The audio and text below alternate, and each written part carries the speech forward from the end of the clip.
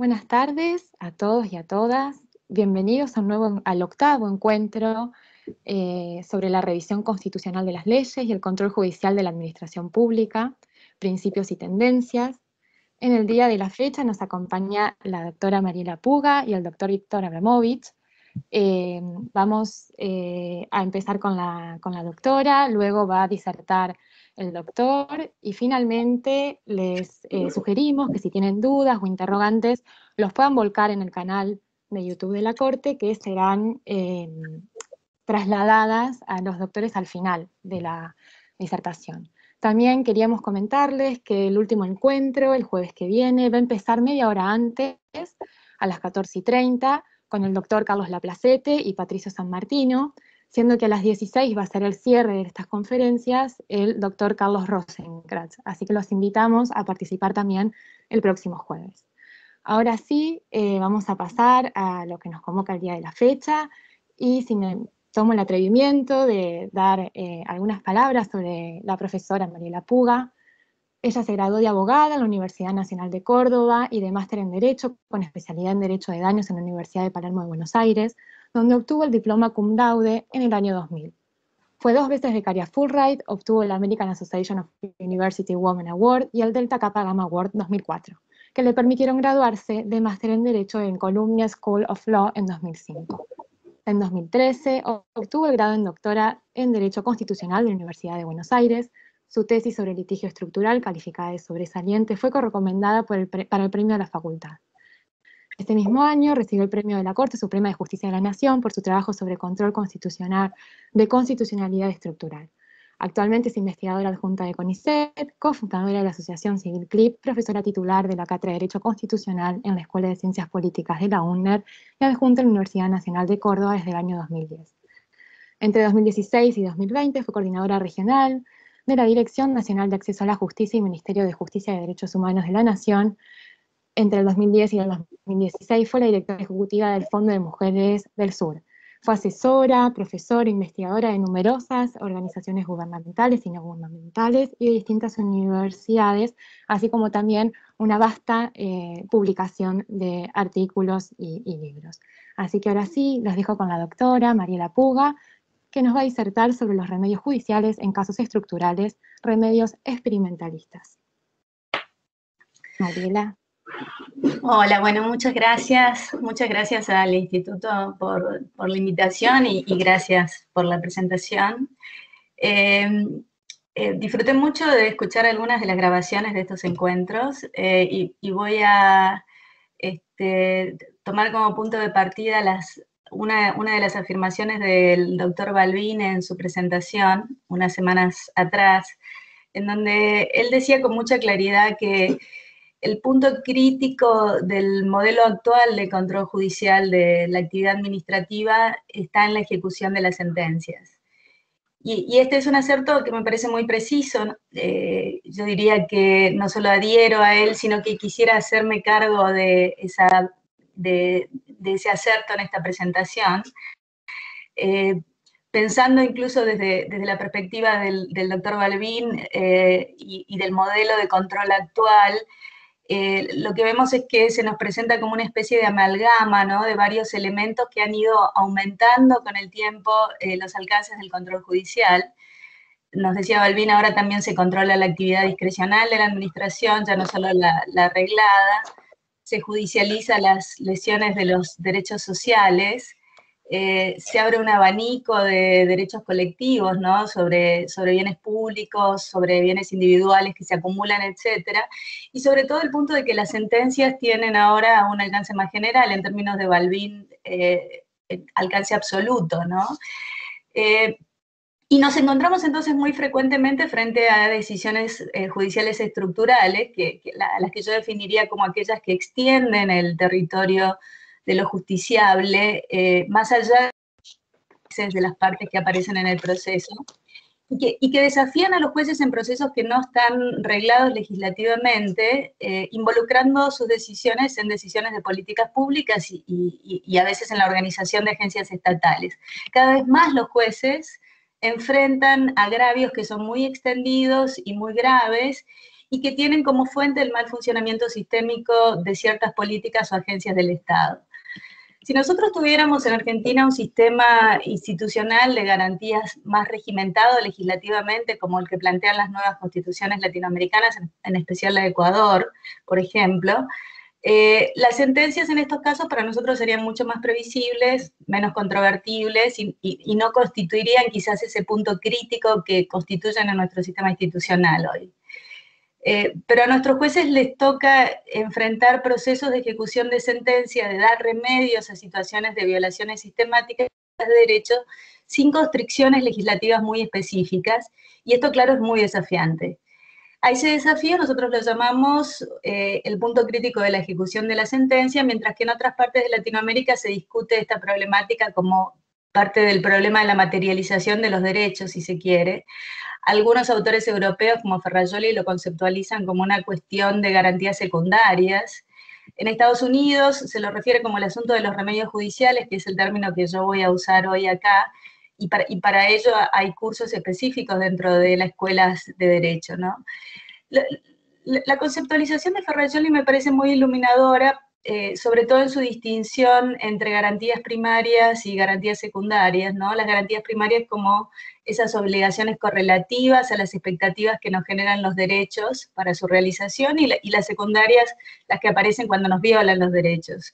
Entonces, si yo tengo derecho a la salud, la garantía primaria es la obligación del Estado de proveer a mi expectativa de ese derecho, y la garantía secundaria es cuando el Estado viola ese derecho, ¿no? Y entonces aparece una obligación de restablecimiento de mi derecho, de soportar, de hacer algo, etc.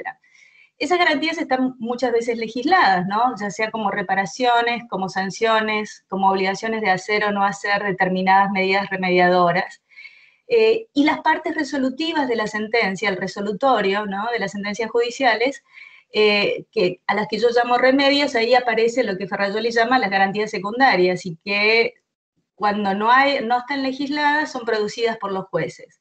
Es decir, si no están previstas legislativamente, el juez tiene que crearla, el juez tiene que diseñar un instrumento desde una lógica pragmática o instrumental de cómo se va a restablecer el derecho violado. Cuando estamos frente a decisiones estructurales, que son las que involucran estos intereses que están ya fuera de las partes procesales, tenemos remedios a los que llamamos estructurales, y que pueden consistir en órdenes o exhortaciones que muchas veces, como decíamos al principio, tratan de reestructurar, reorganizar, reformar agencias o instituciones del Estado, ¿no?, de distinto tipo. Y estamos viendo casos que se involucran con agencias de servicios, con cárceles, con geriátricos, hospitales, institutos de menores, etcétera, ¿no? Y también muchas veces tratan de impulsar o restablecer políticas para poder garantizar la satisfacción de los derechos, ¿no? Pero una aclaración importante acá es que sabemos que no todos los casos estructurales se tramitan y se deciden en procesos colectivos, ¿no? Los precedentes de la Corte Suprema en los casos Badaro y Bustos son como ejemplos muy elocuentes. Allí la Corte tomó decisiones estructurales, estableció reglas de decisiones que alcanzaban a muchas más partes que las que estaban en el proceso, pero no lo hizo a través de un proceso colectivo. Y como no lo hace a través de un proceso colectivo, su remedio, en general, las órdenes vinculantes, solo alcanzan a las partes del proceso. Es decir, aunque la regla de decisión, por la forma en que fue formulada, puede abarcar muchos otros casos que los casos que tenía ante sus estrados, sus órdenes remediales, o sea, las que están en el resolutorio de la sentencia, están solamente limitadas a las partes del proceso. Ahora bien, entonces la cuestión remedial sobresale para nosotros como un problema, si se quiere, cuando el caso estructural además se resuelve en el marco de un trámite o de un proceso colectivo, porque es allí donde el juez que declara una violación colectiva de derechos se ve obligado a establecer órdenes de restablecimiento que ya tienen un alcance general. A estas órdenes, o a este conjunto de órdenes, es a la que solemos llamar remedios estructurales. Para algunos autores han creído durante algún tiempo que estos remedios estructurales son siempre complejos, es decir, son siempre muchas órdenes dadas en varias sentencias, en un proceso largo de ejecución, con plazos intermedios de cumplimiento, con una supervisión judicial muy continuada, ¿no?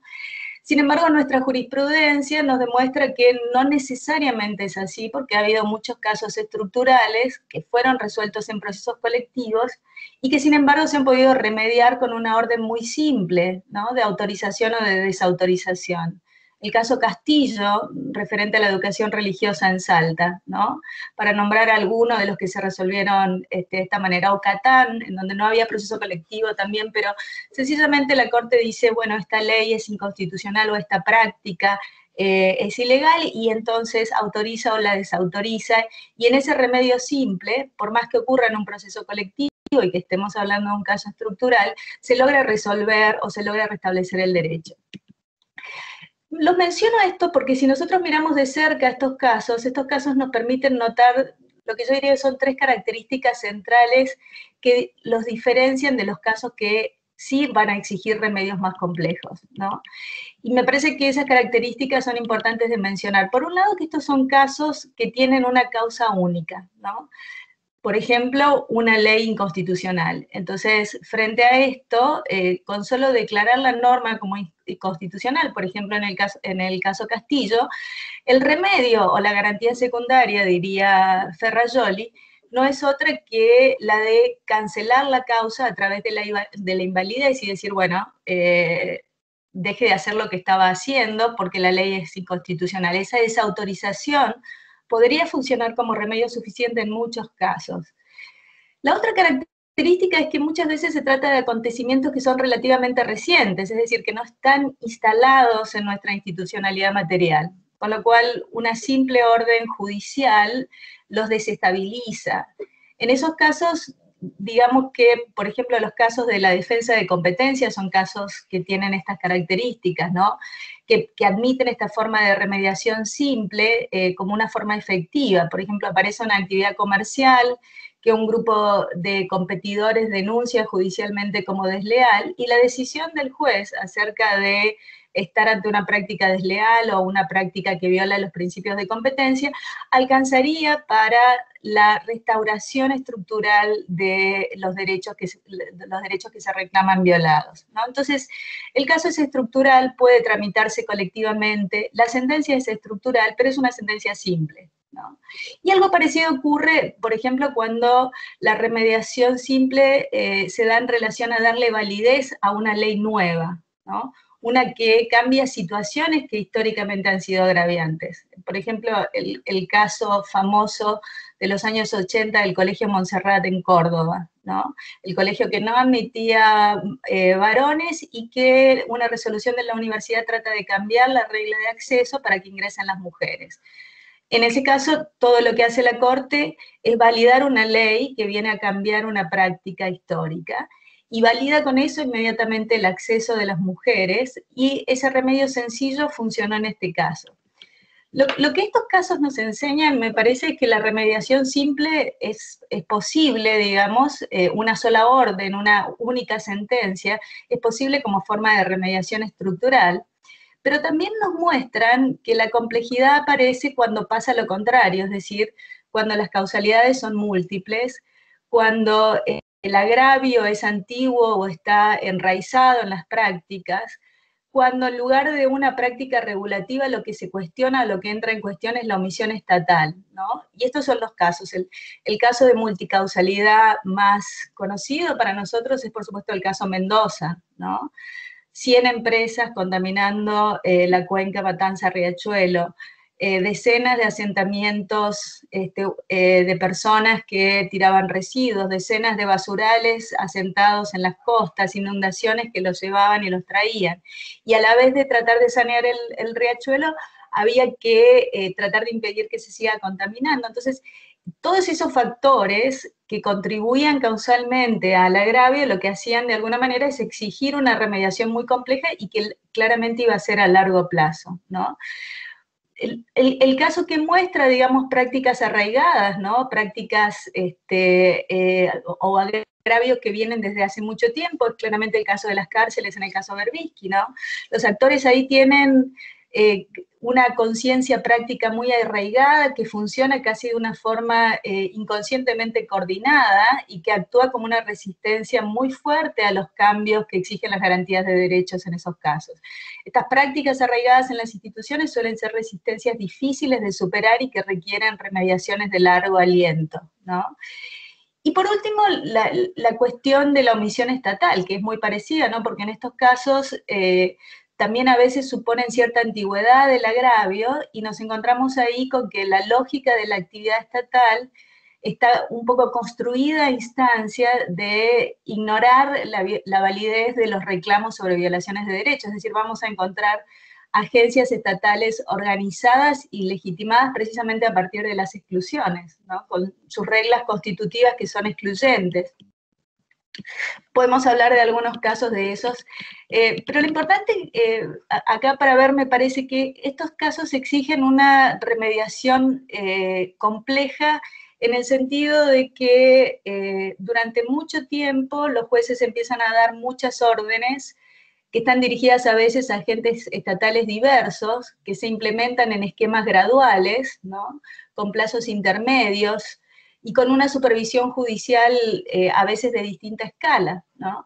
En Latinoamérica tenemos muchos casos prototípicos, pero quizás el caso más saliente y más reconocido es la sentencia T025 de la Corte Constitucional Colombiana, que intervino en la política de asistencia a las personas desplazadas por el conflicto armado. Tenemos también la sentencia de la Corte Federal brasileña en el caso Raposa Terra del Sol sobre la demarcación de las tierras indígenas, que constituye una sentencia que regimenta jurisdiccionalmente un territorio prácticamente, y llevamos los 15 años de ejecución, si no más, de la causa Mendoza en la Argentina, ¿no? Como ejemplo de esos casos que han, y con una cantidad de sentencias y de órdenes y de audiencias muy grande. La pregunta interesante aquí es qué hacen nuestros jueces en estos casos estructurales, cuando son tramitados colectivamente, como decíamos, y que presentan además un agravio multicausal, arraigado, y que exige estas remediaciones complejas.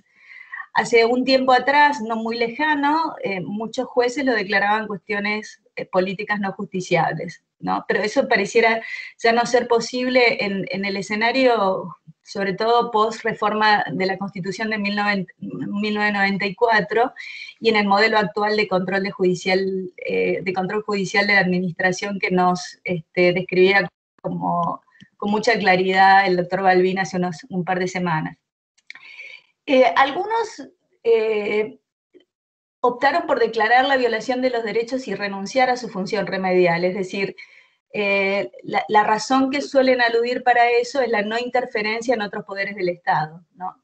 Pero claro, ahí hay un problema de cierta contradicción en la definición de la obligación jurisdiccional, porque ¿cómo podríamos hablar de derechos sin garantías o cómo podrían los jueces automutilar su jurisdicción como si fuera meramente declarativa para ciertos casos sí y para otros casos no?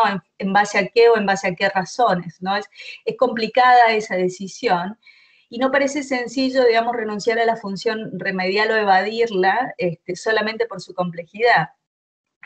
Yo creo que, sin embargo, sí hay buenas razones, por lo menos hay dos buenas razones, para la autolimitación remedial de los jueces en estos casos, pero creo que esas razones son esencialmente de corte pragmático, en consonancia con el hecho de que las decisiones remediales son decisiones instrumentales, es decir, se justifican en cuanto son medios adecuados para alcanzar cierto fin regulativo que la sentencia estableció. Y en ese marco yo entiendo que hay dos razones pragmáticas vistas desde este punto de vista que me parecen atendibles y que algunos casos muestran que han sido receptadas por la jurisprudencia.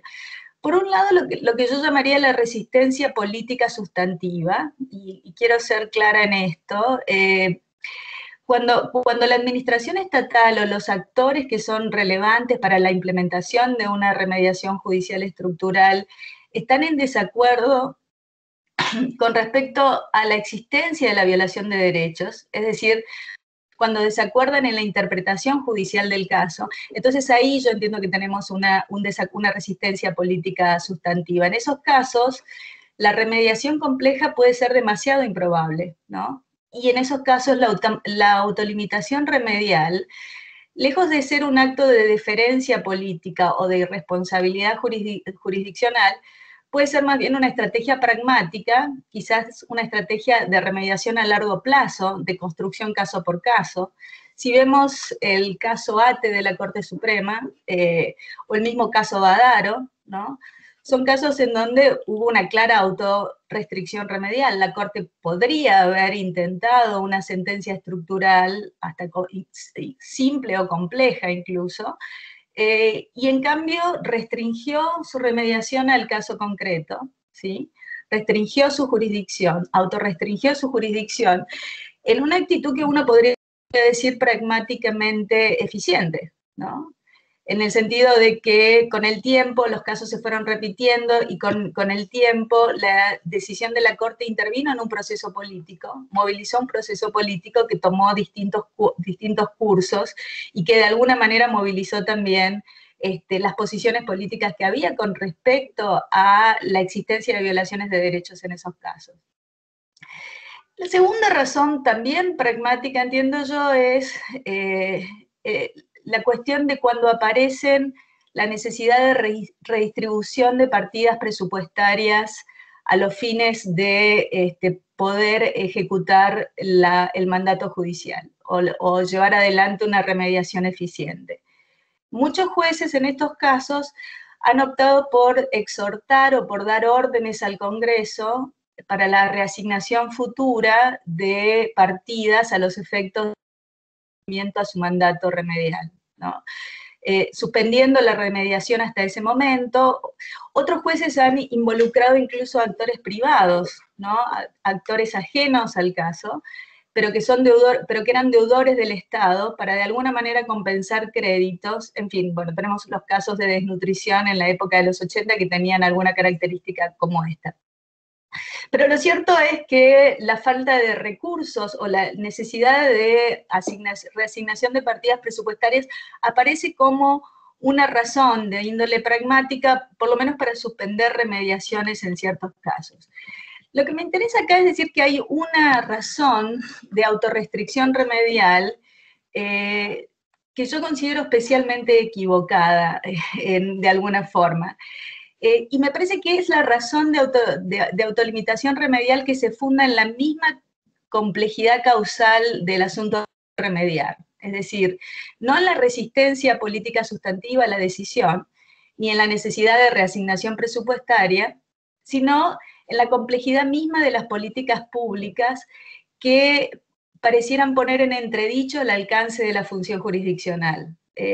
La complejidad lo que parecería ser es denunciar la falta de capacidades institucionales en la jurisdicción para entender esos problemas o denunciar la naturaleza diferente de su función que lo obligarían a un juez a abstenerse, ¿no? Algunos enuncian este motivo como el respeto a la división de funciones estatales, otros lo siguen llamando cuestiones políticas no justiciables, pero el motivo que está detrás, digamos, es el asunto es demasiado complejo en términos de políticas públicas para las capacidades institucionales que tiene un juez para decidir sobre eso. Sin embargo, si observamos de cerca este tipo de casos, ¿no? Que son los casos especialmente complejos por su multicausalidad y por su arraigo histórico, yo diría que por el contrario son los casos que más justificarían constitucionalmente el control judicial de constitucionalidad. Y esto es algo que han entendido muy bien, creo yo, y sobre lo que han teorizado los llamados experimentalistas, ¿no? Se trata de investigadores de casos judiciales y que en especial, digamos, han investigado remedios judiciales estructurales que se están dando en distintas cortes en el mundo, y que vienen analizando desde hace ya algunas décadas cierta tendencia en la forma de remediación de los casos de litigio público. Y en este campo, digamos, un artículo central y liminar es el artículo de Charles Seibel y William Simon, que traducido a nuestro idioma se ha llamado o se ha titulado Derechos Desestabilizadores. Es un artículo del 2004 que ha tenido una gran repercusión y que lo que hace en su segunda parte es ofrecer un reconto de casos de estudio en donde encuentra y en donde teoriza sobre una tendencia dentro de las formas de remediar judicial de algunas cortes de Estados Unidos, que es a la que llama remediación experimentalista. Esa tendencia jurisprudencial parece asentarse en dos cuestiones centrales, ¿no? Por un lado, cuando la complejidad causal del agravio en un caso resulta el producto de su persistencia temporal o de su arraigo, ¿no?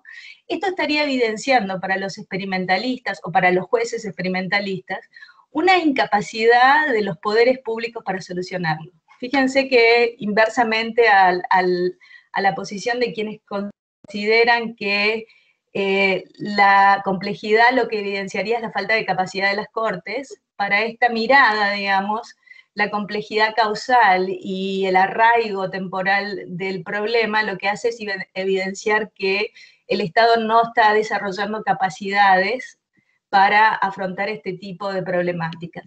Por otro lado, el problema resulta tan complejo fenomenológicamente que no es que haya resistencias políticas para remediarlo, sino que no se sabe cómo hacerlo, no se conoce, las capacidades estatales no están desarrolladas. O bien desarrollar esas capacidades requiere de más tiempo que el que duran en sus funciones los funcionarios políticos, y por lo tanto no tienen incentivos políticos en un sistema republicano de periodicidad de mandato para iniciar o para continuar el proceso de remediación. Estas son las razones que, lejos de deslegitimar, estarían justificando el control judicial de la actividad estatal, ¿no? El hecho de que nos encontremos frente a la evidencia de la incapacidad, de la falta de capacidades estatales, y el hecho de que existe una clara incertidumbre con respecto a cómo solucionarlo en este momento. Seibel y Simon dicen que estos casos tienen tres elementos centrales, ¿no? Por un lado, esta incerteza remedial que decíamos, ¿no? Las instituciones que han fracasado sistemáticamente durante mucho tiempo, que permanecen inmunes a los cambios políticos, de alguna forma estarían probando lo que decíamos, que no hay capacidades estatales y sobre todo que una sola orden judicial simple no alcanzaría, o sea, que se reclama un remedio complejo. Por otro lado, estos casos, el agravio tiene que ser categórico, es decir, un agravio indiscutible y grave, como la contaminación del riachuelo. Nadie discute que el riachuelo está contaminado o que eso afecta o viola derechos humanos, ¿no? No debería haber desacuerdos políticos sustantivos con respecto a los hechos, ni tampoco con respecto a la caracterización jurídica de esos hechos, ¿no? Y la segunda cosa muy importante es lo que se llama bloqueo político. El bloqueo político significa que las víctimas de esta situación no han tenido posibilidades o no tienen posibilidades de influenciar a las autoridades, es decir, podría tratarse de minorías insulares que gobierno tras gobierno no consiguen hacer ingresar su reclamo en las agendas políticas, ¿no?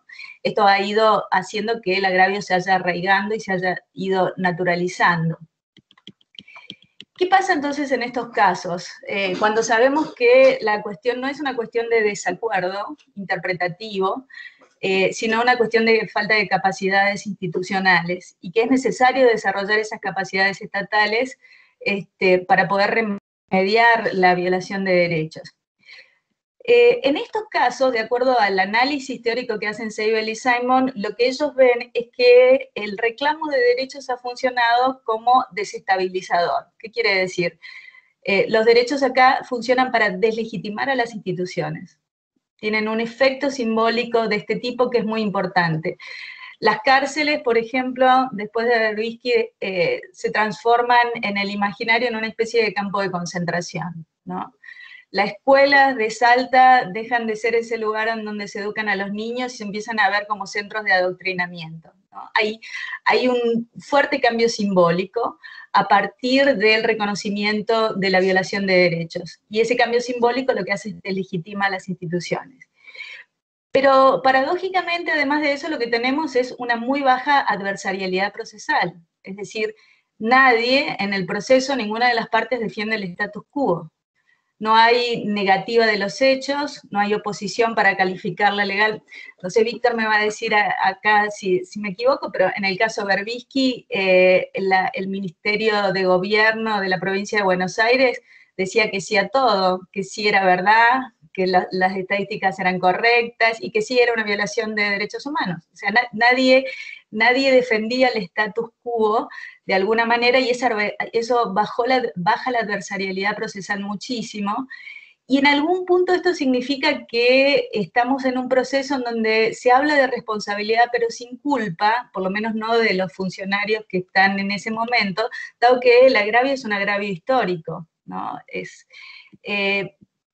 Ahora bien, en este escenario particular, ¿no? de baja adversarialidad procesal y de deslegitimación de las instituciones que están en crisis, para los experimentalistas este es el escenario ideal para procesos de acuerdo experimentalista. Es decir, un escenario en el que nadie sabe cómo solucionar este problema, pero tampoco nadie es culpable, ¿no? Nadie se está defendiendo su culpabilidad.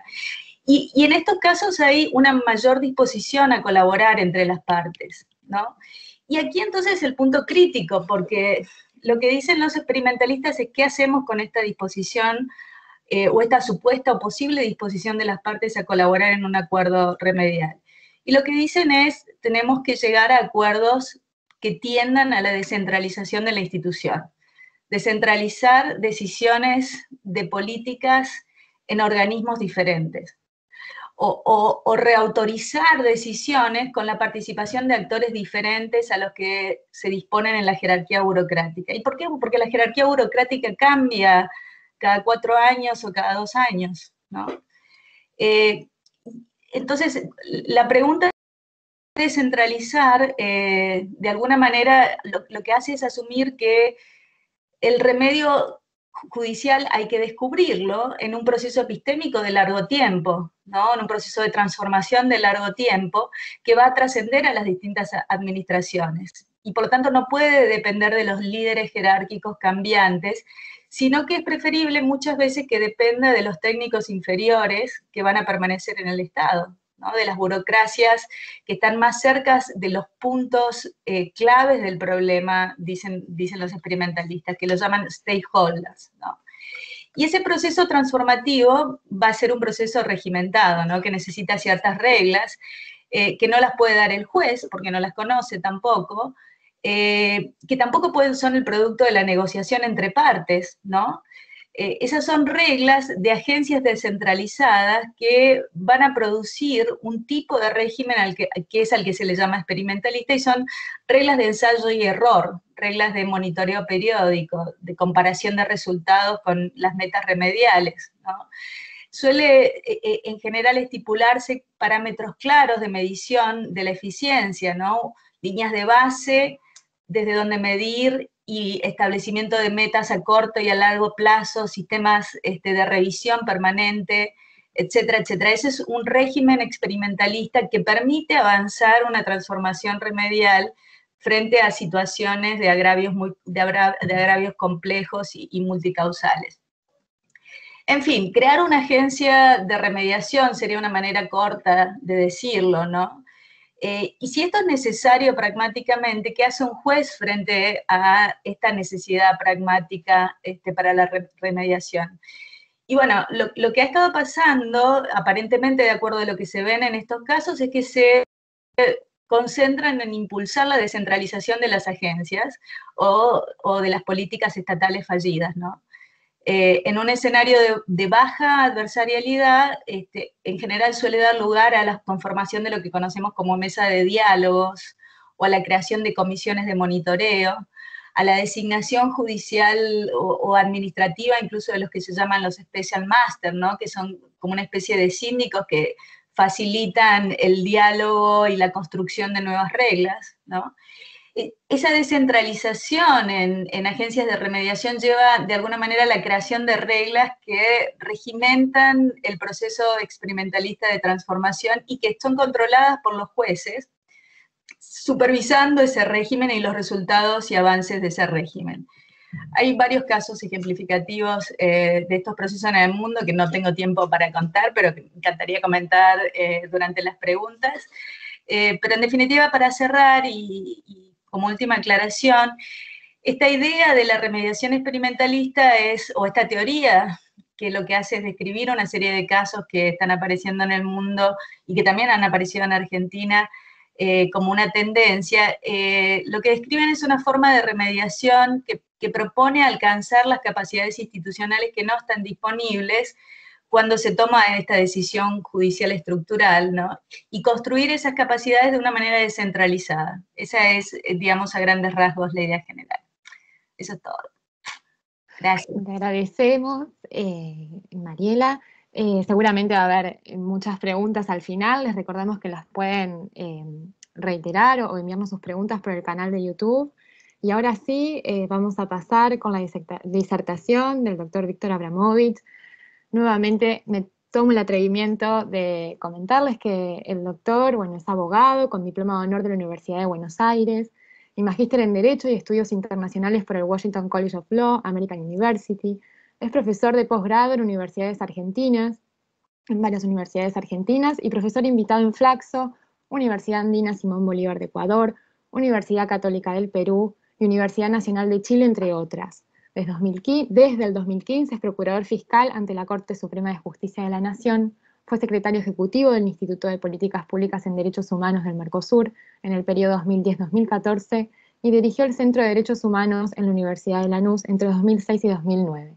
Entre esas mismas fechas fue miembro de la Comisión Interamericana de Derechos Humanos de la OEA y vicepresidente entre 2008 y 2009. Ahora sí, le voy a ceder la palabra al doctor Víctor Abramovich, que nos va a hablar sobre la explicación de los tratados de derechos humanos, la aplicación de los tratados de derechos humanos por los tribunales nacionales. Ahora sí, le cedo la palabra, doctor. Creo que no lo escuchamos. Puede ser que tenga el micrófono apagado. Perfecto. Sí. Bueno, muchas gracias por la presentación. Agradecer al Instituto la invitación, en particular al doctor Daniel Soria, y un placer compartir el panel con Mariela Puga, que no veo hace bastante tiempo. Siempre es un placer escucharla hablar de varios temas, y en particular de los temas de remedios y litigios estructurales. La idea de mi presentación es abordar la cuestión de la aplicación de tratados de derechos humanos en el ámbito constitucional argentino y vincularlo de alguna manera con temas que han sido planteados en el marco de este seminario en términos de control de la administración y control de constitucionalidad. Como punto de partida de esa discusión, que de alguna manera se reactivó en los últimos años con la configuración de la nueva Corte y la decisión del caso Fontevecchia, me parece importante considerar que la incorporación de los tratados en el sistema jurídico argentino y la inserción de nuestro país en sistemas de protección internacional es resultado de un largo proceso histórico que tiene su origen principal durante la transición democrática, ¿no? Durante el gobierno de Alfonsín, el Congreso, con amplias mayorías, aprueba los principales tratados de derechos humanos que luego en el 94 se incorporan a la Constitución Nacional. Y me parece interesante pensar en ese escenario político, ¿no? Que es el escenario político del nunca más, reaseguro, frente a los riesgos de regresión autoritaria que estaban presentes en esa época. Basta recordar las crisis recurrentes de golpes militares durante todo el siglo XX. Andrew Moravsik analiza los periodos como la firma de tratados, la idea de atarse al mástil de los tratados internacionales, es una estrategia bastante común en los procesos de transición a la democracia en países europeos y en países de América Latina, ¿no? Como una forma de una ecuación que implica, por un lado, ceder grados de autonomía o de soberanía, pero para garantizar la estabilidad de los procesos políticos, ¿no? El reaseguro de la vigencia de esos derechos a través de mecanismos de protección que están más allá de los estados nacionales, sobre todo previendo las situaciones no donde el Estado viola derechos, sino donde el Estado se organiza para violar sistemáticamente derechos y cierra los espacios de participación política y de acceso a la protección judicial. En ese sentido, me parece interesante recuperar un planteo que hace la Corte en el caso Maceo respecto de la reforma constitucional del 94, donde recoge de alguna manera los debates de esa Asamblea Constituyente y dice que la incorporación de los tratados en la Constitución fue parte de una política constitucional, ¿no? Que tenía, según sostiene la convencional Alicia Oliveira, que es la que cita la Corte, tres objetivos, ¿no? La universalización de los derechos, el reconocimiento de la autoridad de los órganos de aplicación de tratados, en particular la Comisión, la Corte Interamericana y los comités de Naciones Unidas, y una estrategia gradual de armonización de la legislación argentina a los tratados de derechos humanos, considerando gran parte de la rémora de leyes que habían sido originadas durante los gobiernos militares y temas pendientes en la agenda de discusión política, entre ellos la reapertura del juzgamiento de los crímenes de lesa humanidad. Luego de la reforma del 94, en mi opinión, esos acuerdos políticos, ¿no? de los cuales que sostienen, digamos, esta política constitucional, se proyectan en otras decisiones muy relevantes. Por ejemplo, el Congreso de la Nación aprueba numerosos tratados de derechos humanos con jerarquía supralegal, 3 tratados de derechos humanos reciben jerarquía constitucional, ¿no? Se dan debates constitucionales muy relevantes en términos de política pública, donde la apelación a los tratados y a la jurisprudencia internacional es central. Pienso, por ejemplo, la discusión sobre la anulación de las leyes de obediencia debida y punto final, e incluso el debate más reciente sobre despenalización del aborto. Entonces, me parece que este es un punto de partida interesante para, antes de entrar en una discusión jurídica. Esa reforma, el artículo 75 y 622, no es un accidente histórico, sino que es el resultado de un proceso histórico de construcción de consenso político y evidencia de una política constitucional muy clara, expresada en la decisión del Poder Constituyente y en la manera en que esos tratados son luego aplicados por la justicia y al mismo tiempo las decisiones del Congreso de nuevamente jerarquizar constitucionalmente nuevos tratados de derechos humanos con posterioridad.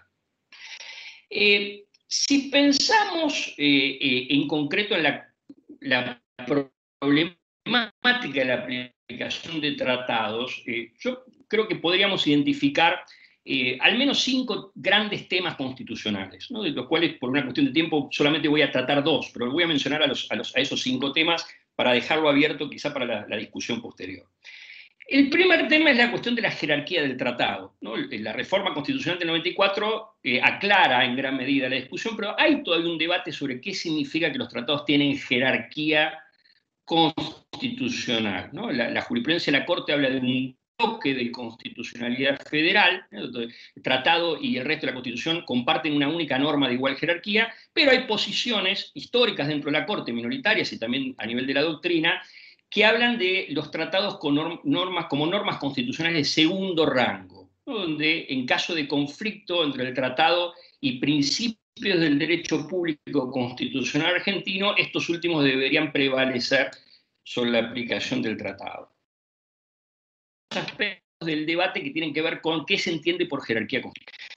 Una segunda cuestión también relevante es el tema federal, o sea, en qué medida la incorporación de los tratados en la Constitución obliga a revisar la distribución de competencias federales. No hay cierto acuerdo de que la competencia en la implementación de los tratados es una competencia concurrente entre el gobierno federal y las provincias, pero hay debate sobre qué tipo de concurrencia es esta, ¿no? Es una concurrencia clásica, donde la ley local debe ser desplazada cuando interfiere con los objetivos y el sentido de la ley federal, o es un tipo de concurrencia más parecida a las competencias concurrentes en materia ambiental, donde los conflictos entre normas se resuelven por una regla no de no interferencia, sino de optimización de la tutela, donde prevalece, por ejemplo, la norma más protectoria, sea esta local o federal. Hay un debate, no hay todavía principios claros sobre este punto. Y la otra cuestión también importante del régimen federal es la función de garantía que cumple el gobierno federal a partir de las cláusulas federales de los tratados respecto de hacer cumplir el tratado a las provincias, a las autoridades subnacionales. O sea, no solo cumplirlo, sino garantizar el cumplimiento. ¿Qué pasa cuando esa garantía de cumplimiento implica que el gobierno federal tenga que entrometerse en asuntos que son de la esfera de la autonomía provincial? Pensemos que las provincias tienen el control de las cárceles, de las policías, de los sistemas judiciales, que suelen ser fuente importante de conflictividad en materia de derechos humanos e incluso de litigio internacional en materia de derechos humanos. Entonces, esta segunda cuestión la dejo simplemente planteada, la cuestión de la regla federal. La tercera cuestión, que me parece importante, es la cuestión de la ejecución de decisiones, ¿no? ¿Qué valor tienen las decisiones? ¿En qué medida son vinculantes o no vinculantes? La cuestión que reabre el caso Fontevecchia, simplemente lo planteo, no voy a profundizar mucho en eso, si quieren después lo abordamos en la discusión. Y hay dos temas más sobre los cuales me parece importante sí decir algunas cuestiones, porque son claves también para el debate sobre control de constitucionalidad. Por un lado, la cuestión de las reglas de interpretación y por último el tema de la operatividad de las normas del tratado. Sobre la cuestión de las reglas de interpretación, y me parece interesante pensar de la perspectiva de los tribunales que tienen que aplicar los tratados en la esfera interna, esos tratados, aun cuando se vuelvan ley del país o norma del derecho interno, traen consigo sus propias reglas de interpretación que están regidas principalmente por los códigos de principios del derecho internacional público, pero también por algunos principios específicos del derecho internacional humanitario, ¿no? Pensemos, por ejemplo, el principio pro persona o el principio de progresividad y no regresividad en materia de derechos humanos. Además de traer esos principios, un elemento fundamental que aparece en la jurisprudencia de la Corte antes de la reforma de la Constitución, en el caso de Meján, y con posterioridad a la reforma de la Constitución, en el caso Giroldi, es cómo leer en el artículo 75, inciso 22, la cláusula de que los tratados incorporan a la Constitución en las condiciones de su vigencia. Y la Corte, desde el caso Giroldi, establece que este concepto en las condiciones de su vigencia implica que el tratado tiene que ser aplicado en la esfera interna por los tribunales argentinos de la misma manera en que efectivamente rige en el ámbito internacional y por lo tanto tomando en consideración cómo el tratado es aplicado e interpretado por los órganos a los cuales se les reconoce esa autoridad interpretativa. A partir de eso, la Corte de Giroldi señala que los tribunales argentinos tienen el deber, no que pueden, sino que tienen el deber de guiarse por la jurisprudencia de los órganos de aplicación de tratados.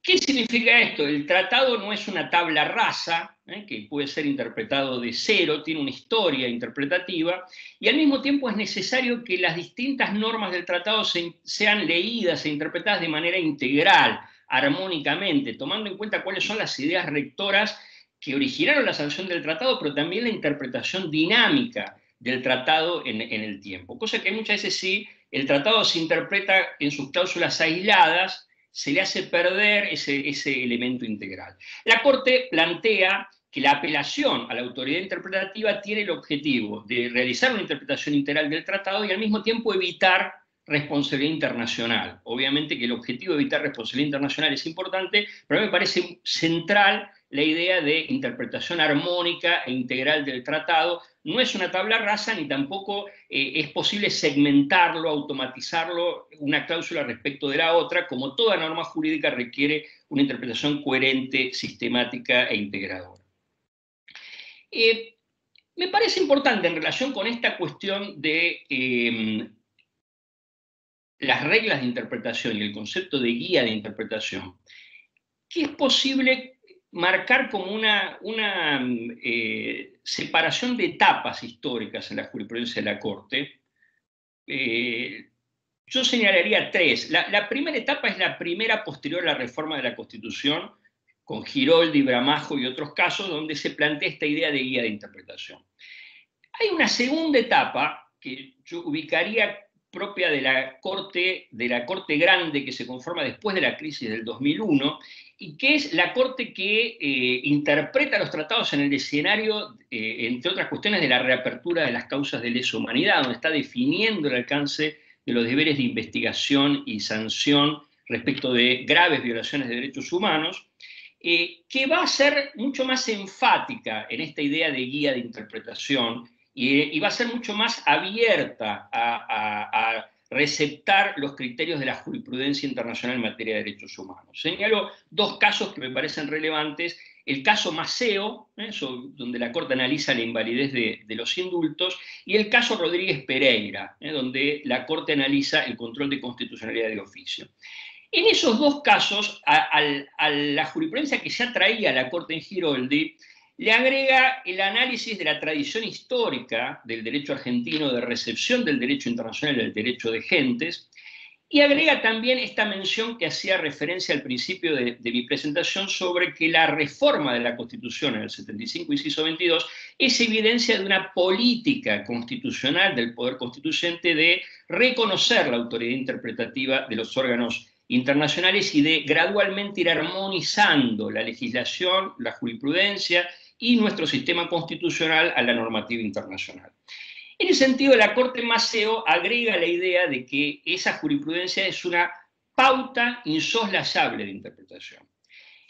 Y recoge al mismo tiempo, en Maceo, y lo mismo hace Rodríguez Pereira, el concepto que desarrolla la Corte Interamericana de Derechos Humanos en el año 2006, en el caso Almonacid Arellano, que es la idea del control de convencionalidad, que está basada en la interpretación del artículo 2 de la Convención Americana, que establece el deber de los estados que firman el tratado de adoptar medidas de orden interno a través de sus procedimientos constitucionales para garantizar la plena efectividad de los derechos y las garantías de la Constitución, y que dice, entre los órganos que integran la estructura del Estado, que están obligados por ese artículo 2 a adoptar medidas, están también los tribunales de justicia, ¿no? Y entre esas medidas están también las sentencias judiciales. De manera que los jueces son parte de la estructura del Estado que está obligada a garantizar la plena eficacia del tratado, aún ante la ausencia de normas reglamentarias por parte del Congreso, o ante la ausencia de políticas o decisiones administrativas por parte del Poder Ejecutivo. Y cuando los jueces garantizan la efectividad del tratado, uno de los elementos que deben tener en cuenta es evitar la persistencia de normas contrarias a la Convención y hacer un análisis de compatibilidad entre las normas y la Convención Americana, y al hacer ese análisis de compatibilidad, tener en cuenta la Convención según la forma en que es interpretada, la manera en que es interpretada por la propia Corte Interamericana de Derechos Humanos. Este concepto de control de convencionalidad, la Corte lo plantea en Maceo para desarrollar las obligaciones de investigación penal, y luego en Rodríguez Pereira para reforzar su potestad de control de oficio de constitucionalidad. Es interesante también en esta etapa, en esta segunda etapa, que la Corte extiende el reconocimiento de autoridad interpretativa más allá de la Comisión y la Corte Interamericana a otros órganos del tratado, los comités de Naciones Unidas, e incluso es muy importante en casos de derechos sociales, los órganos de interpretación de los convenios de OIT, la Comisión de Expertos o el Comité de Libertad Sindical, entre otros órganos. Yo diría que hoy estamos en una tercera etapa,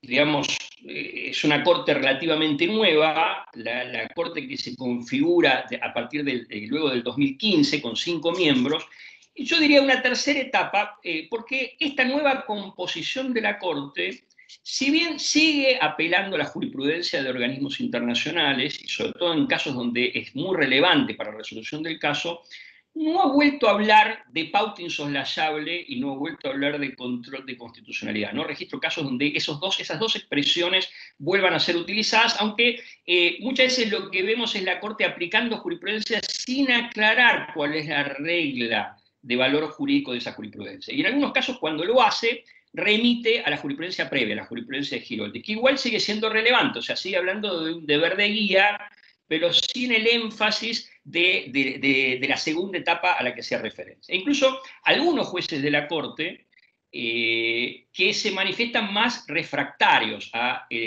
darle valor interpretativo a la jurisprudencia internacional. Pienso, por ejemplo, Carlos Rosenkrantz, ¿no? En algunos casos, uno reciente caso de comunidad mapuche catalán, donde se analiza el derecho a la consulta indígena y la interpretación del artículo 6 y 7 del convenio del OIT, la mayoría de la Corte remite al dictamen de la Procuración que construye la interpretación de ese derecho de consulta en base, sobre todo, a desarrollos de jurisprudencia internacional e informes internacionales. Y Rosenkrantz va por su propio camino interpretativo, construyendo su propia interpretación del artículo 6 y 7 de la Convención, sin ningún tipo de referencia, digamos, a esos desarrollos que se dan en la esfera internacional. E incluso en esta tercera corte observamos algo que no se dio antes, quizá uno puede decir por buenas razones, ahora hay un intento de ser más riguroso en la utilización de los precedentes, que es un debate sobre si un precedente internacional rige o no rige en un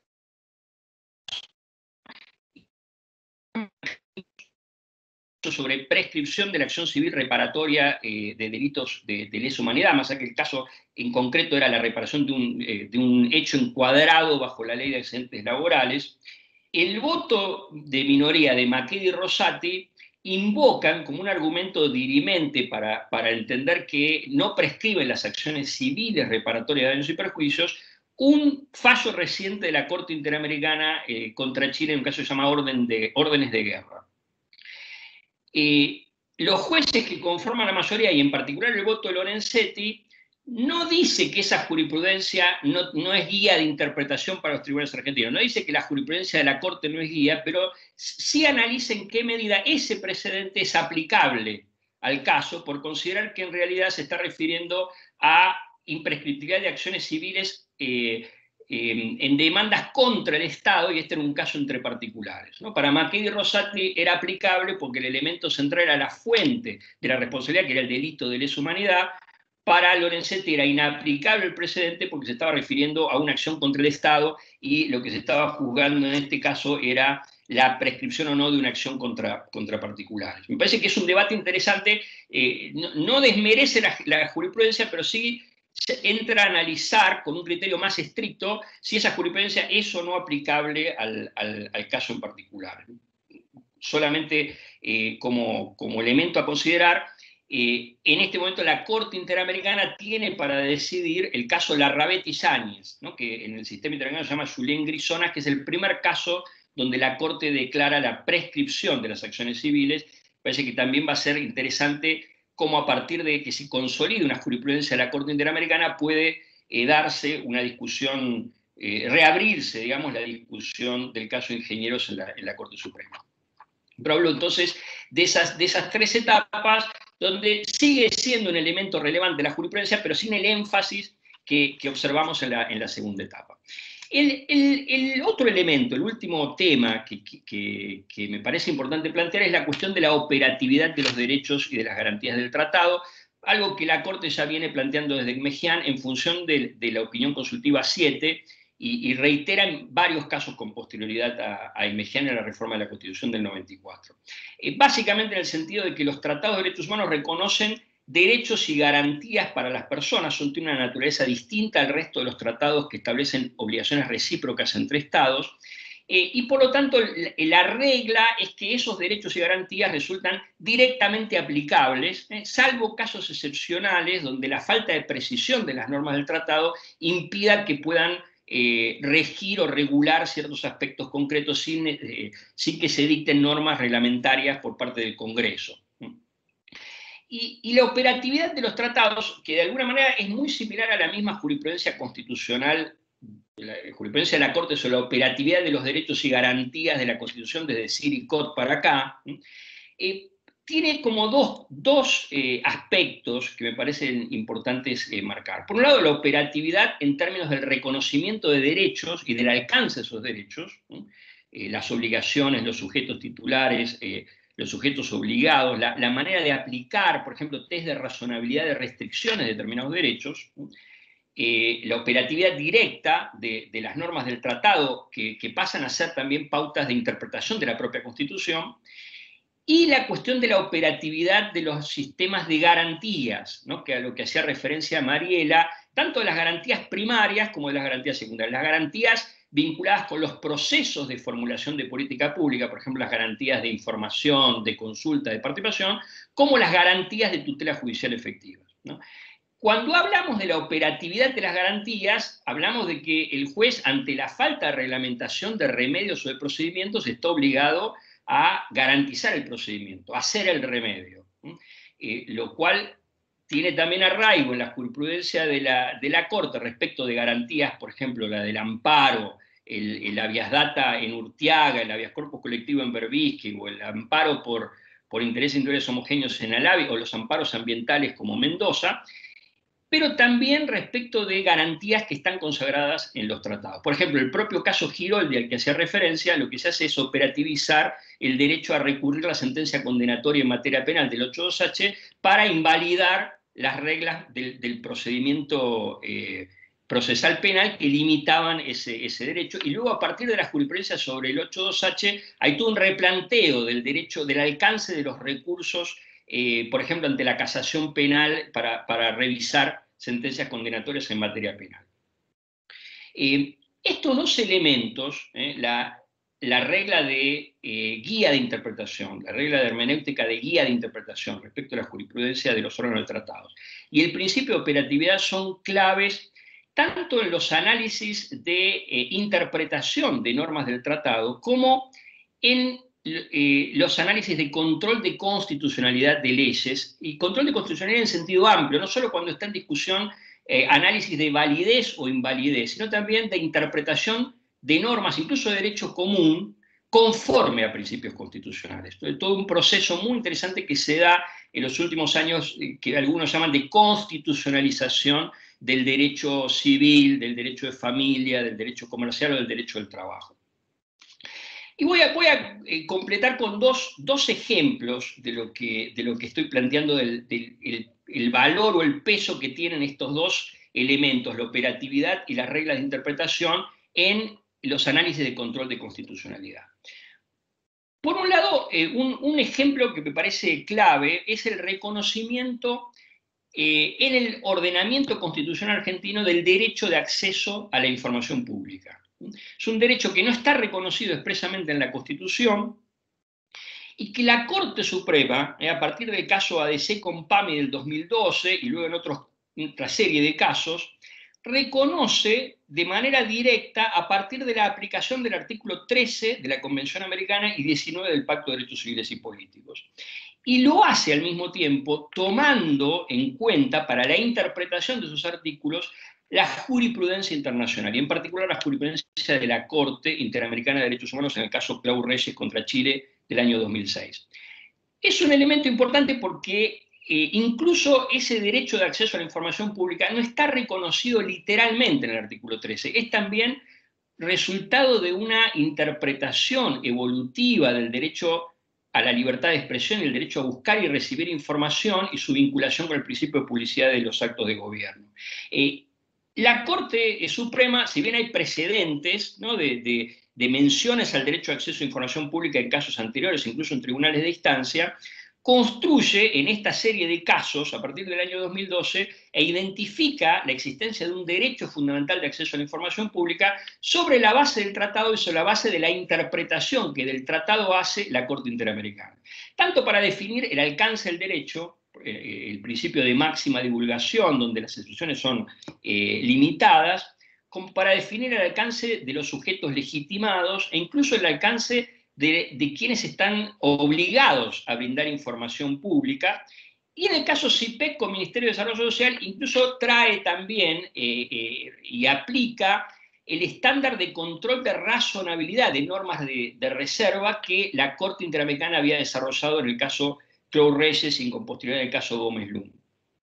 O sea, define el derecho, define el alcance, define los sujetos legitimados, los sujetos pasivos, y trae también las reglas del examen de razonabilidad de normas de restricción del derecho de la jurisprudencia internacional de manera directa. Y esto es algo que ha hecho, yo ahí podría decir, las dos cortes a las que me refería, la corte chica de principio del siglo y la corte grande de principio del siglo y la actual corte, porque hay una serie de casos que trascienden, digamos, la segunda etapa.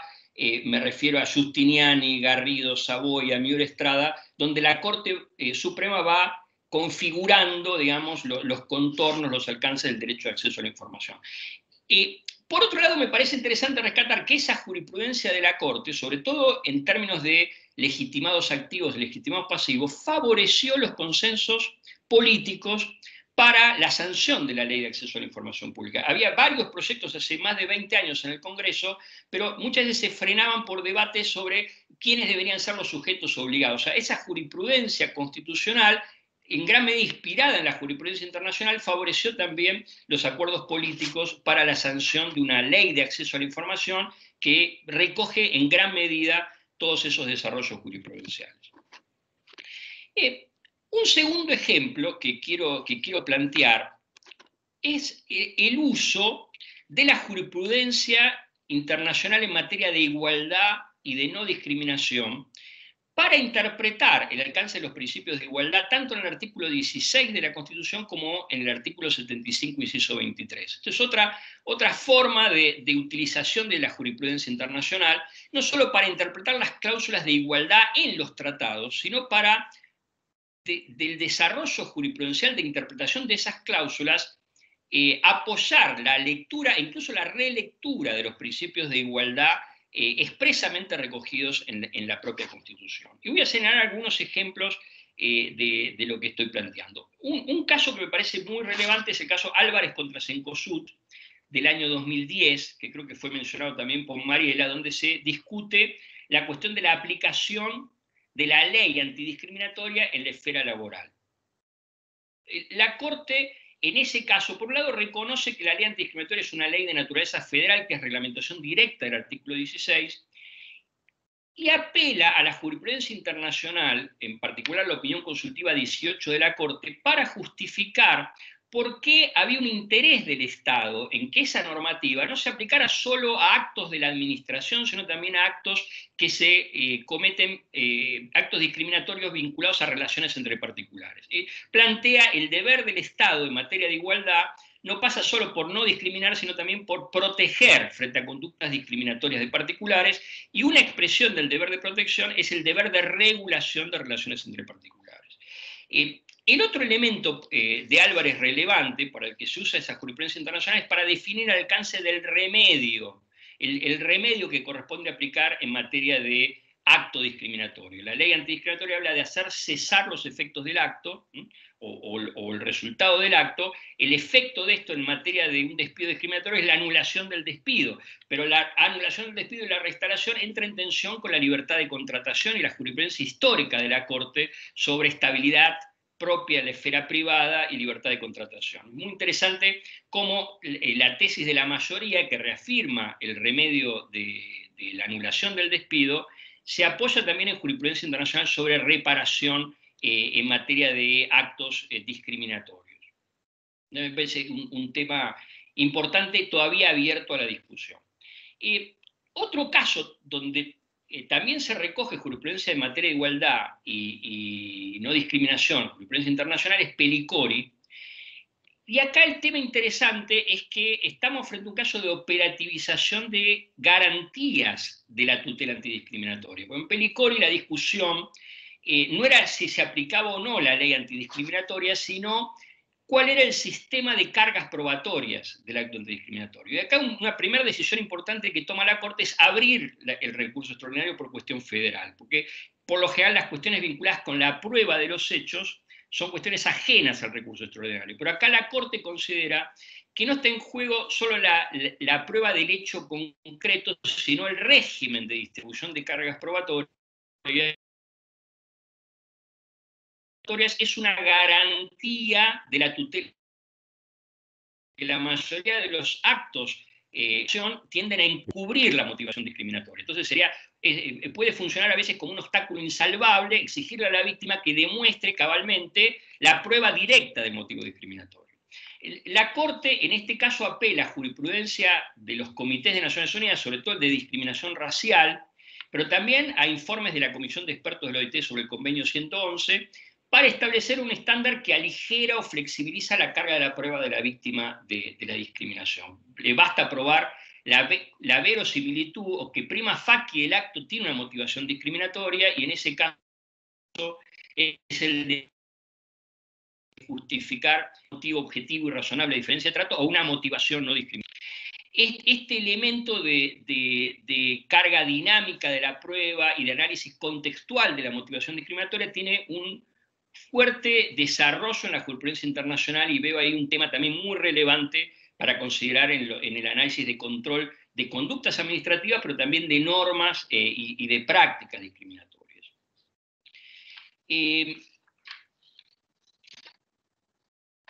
Y la última cuestión que quería plantear, y tiene que ver con un caso que también señaló Mariela, es el caso Castillo sobre educación religiosa en las escuelas públicas de Salta, porque acá también la Corte incorpora principios de igualdad y no discriminación desarrollados por la jurisprudencia internacional, pero no solo para interpretar, como había hecho en Álvarez o en Pericori, el alcance del principio de igualdad del 16 de la Constitución, sino que también lo hace para reforzar la interpretación de un artículo que hasta ahora han interpretado poco, que es el 75, inciso 23, el principio de igualdad real de oportunidades y de trato. Y es interesante que en este caso, también valiéndose de jurisprudencia internacional,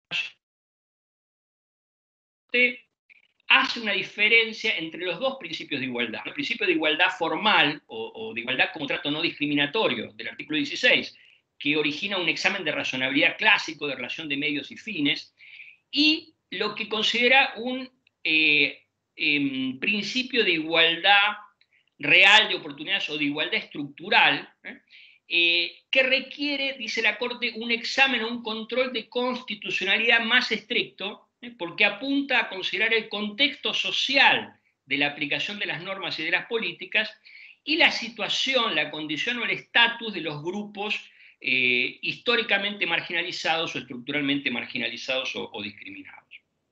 Dice la Corte, hay dos elementos importantes también a considerar en esta situación. El análisis de las categorías sospechosas de diferencia de trato, que no es la primera vez, la Corte ya lo había hecho antes, el caso de Colegio Montserrat, el voto de Petraki es uno de ellos, pero lo que hace la Corte aquí es relacionar las categorías sospechosas con la situación de grupos o de colectivos en situación de discriminación estructural. O sea, no la categoría neutral, el género, la etnia, la orientación sexual, sino la categoría como reflejo de la afectación de grupos, o sea, la desigualdad de género en perjuicio de grupos históricamente segregados, por ejemplo, población LGBT o mujeres en relación a determinadas prestaciones. O sea, vincula la categoría sospechosa con el enfoque estructural de la desigualdad.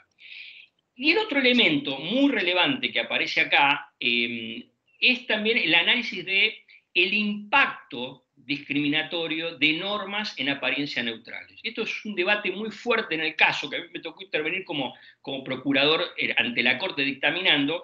El debate muy fuerte que se daba era que la ley, como se decía, la ley local que establecía la educación religiosa, no establecía educación religiosa católica, decía educación religiosa obligatoria en el horario escolar. La ley se formulaba de manera neutral, en términos de que no hacía referencia a una determinada educación religiosa, pero en el contexto social de la provincia, donde la mayoría de las familias profesan la religión católica, hay cierto sesgo también en las autoridades del Ministerio de Educación, de orientar la educación hacia la educación católica. La aplicación de la ley en el caso particular originó prácticas de segregación o de exclusión de los estudiantes que integraban minorías religiosas, eran no creyentes o bien eran católicos pero no querían recibir educación religiosa en las escuelas, ¿no? Que no, quedaban fuera de la actividad durante el horario de religión. El debate que aparece aquí es si la ley podía ser invalidada en la medida en que no tenía en sí mismo un tratamiento discriminatorio directo. Y pueden encontrar, por ejemplo, el voto de Rosati, que se pronuncia por no invalidar la ley, simplemente invalida la práctica, la manera en que en la práctica se brindaba la educación religiosa, pero no la ley concreta. Tanto el Ministerio Público, los actores en el caso que estaban patrocinados por la DC y la mayoría de la Corte finalmente deciden invalidar la ley y desarrollan este concepto muy relevante en la tutela antidiscriminatoria de impacto discriminatorio. O sea, una norma puede ser en apariencia neutral, en su formulación neutral, pero tener un impacto gravoso, desproporcionado en su aplicación en perjuicio de determinado grupo. Agravar el estatus de desigualdad de un grupo o preservar el estatus de desigualdad de un grupo.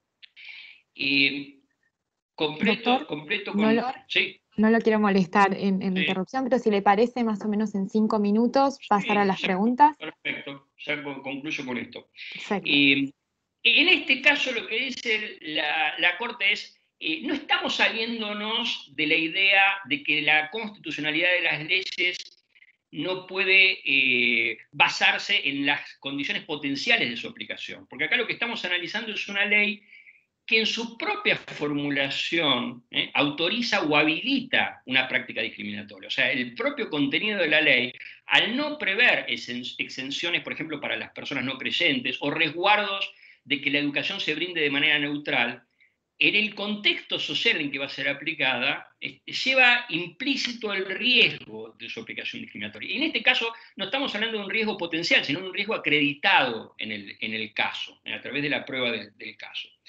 Para construir este concepto de impacto discriminatorio, la Corte Suprema toma la jurisprudencia del Comité de Derechos Económicos, Sociales y Culturales, la observación general número 20, pero me parece muy interesante cómo hay un desarrollo paralelo a estas discusiones que abre la Constitución Argentina, un desarrollo paralelo muy interesante sobre el análisis del impacto discriminatorio en los comunidades, incluso en el propio sistema interamericano de derechos humanos, en varios casos, por ejemplo, más recientemente en el caso Norín Caterimán contra Chile. Concluyo con esto, me parece que, por un lado, respecto de los casos de acceso a la información, la jurisprudencia sirve para identificar un derecho en el sistema legal, su alcance, definir su alcance, incluso no solo las obligaciones, sino también los sujetos obligados y legitimados.